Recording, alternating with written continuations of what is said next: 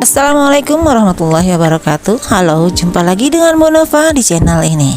Sebelum kalian mempelajari tentang reproduksi pada manusia dan pewarisan sifat, alangkah baiknya kalian memahami dulu tentang pembelahan sel. Sel merupakan bentuk dasar dari kehidupan yang membentuk seluruh makhluk hidup di bumi, termasuk manusia. Jadi sebenarnya seluruh anggota badan kita terbentuk dari kumpulan sel-sel. Fungsi dan tujuan pembelahan sel berbeda berdasarkan jenis organismenya. Pada organisme multiseluler atau bersel banyak seperti manusia, selain membantu proses reproduksi atau perkembangbiakan, pembelahan sel juga bertujuan untuk pertumbuhan, perkembangan, dan pemeliharaan jaringan. Sedangkan pada organisme uniseluler atau bersel satu seperti bakteri dan alga, pembelahan sel bertujuan untuk bereproduksi atau memperbanyak diri. Bagian sel yang berperan dalam pembelahan sel diantaranya adalah sentrosom dan sentriol untuk membentuk spindel atau benang-benang pembelahan, dan kromosom yang terletak di dalam inti sel. Kromosom adalah struktur nukleoprotein yang membawa informasi genetika. Struktur ini terletak di dalam inti sel dan berkumpul membentuk genom. Pada organisme terdapat dua macam kromosom, yaitu kromosom seks atau gonosom yang menentukan jenis kelamin dan kromosom tubuh atau autosom yang tidak menentukan jenis kelamin.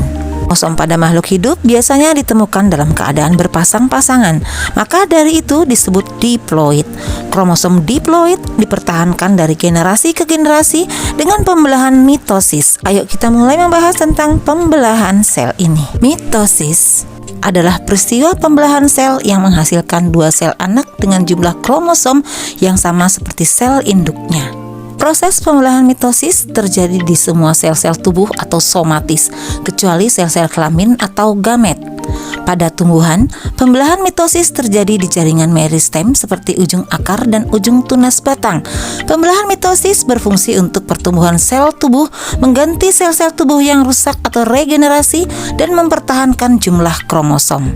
Terdapat 4 fase atau tahap pembelahan mitosis, diantaranya profase, metafase, anafase, dan telofase. Tapi sebelum keempat fase ini dimulai, ada yang namanya fase pendahuluan atau interfase. Interfase ini juga sering disebut dengan persiapan pembelahan. Interfase terjadi proses persiapan dan penimbunan energi oleh sel untuk melakukan pembelahan. Proses ini memerlukan waktu yang sangat lama dibandingkan fase lainnya.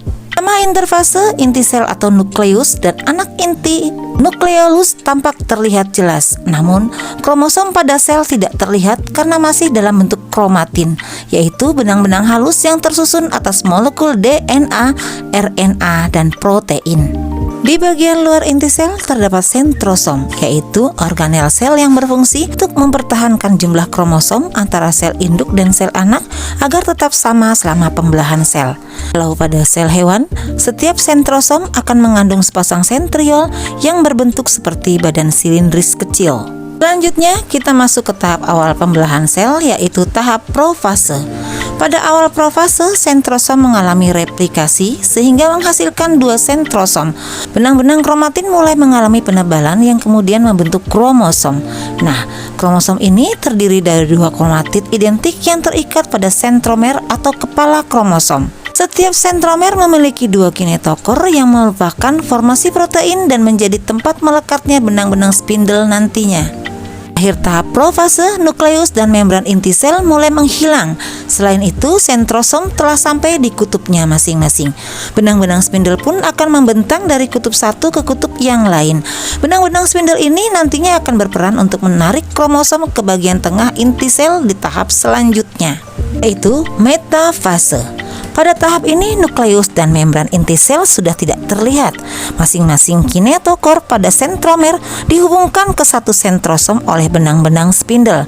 Kemudian, pasangan kromatid bergerak ke bagian tengah inti sel atau bidang ekuator dan membentuk lempeng metafase. Sisi kromosom yang terletak pada bagian tengah inti sel ini membuat jumlah kromosom dapat dihitung dengan tepat dan bentuk kromosom juga dapat diamati dengan jelas. anafase ditandai dengan pemisahan kromatid dari bagian sentromer yang kemudian membentuk kromosom baru. Masing-masing kromosom ditarik oleh benang-benang spindle menuju kutub yang berlawanan. Jumlah kromosom yang menuju ke kutub yang satu akan sama dengan jumlah kromosom yang menuju ke kutub lainnya. Pada tahap akhir anafase, kromosom hampir sampai ke kutubnya masing-masing. Ya, kita sudah masuk ke tahap akhir pembelahan sel mitosis, yaitu tahap telofase. Pada tahap ini kromosom telah sampai di kutubnya masing-masing. Benang-benang spindle mulai menghilang dan membran inti sel juga mulai terbentuk di antara dua kelompok kromosom yang terpisah. Kromosom semakin lama akan menipis dan berubah menjadi benang-benang kromatin kembali.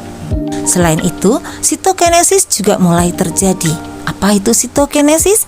Sitokinesis merupakan fase pembelahan atau pemisahan sitoplasma, organel, dan membran seluler. Pembelahan ini dimulai dari pinggir sel atau membran sel menuju ke bagian tengah sel, sehingga akan menghasilkan dua sel yang disebut sel anak. Kemudian sitokinesis telah selesai. Sel telah membelah dan menghasilkan dua sel anak dengan kromosom diploid atau 2N. Pembelahan sel berikutnya adalah meiosis. Pembelahan sel ini adalah pembelahan sel yang terjadi dengan dua kali pembelahan yang menghasilkan 4 sel anak. Masing-masing sel anak tersebut memiliki separuh jumlah kromosom sel induknya.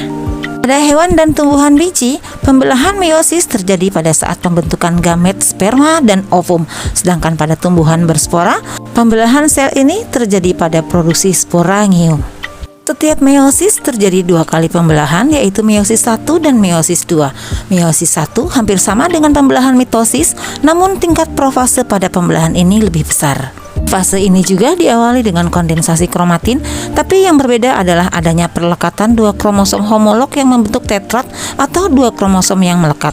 Lalu pada fase berikutnya terjadi crossing over atau pindah silang di kiasmata, yaitu tempat pertemuan dua kromosom yang menghasilkan sifat genetik yang berbeda dengan induknya.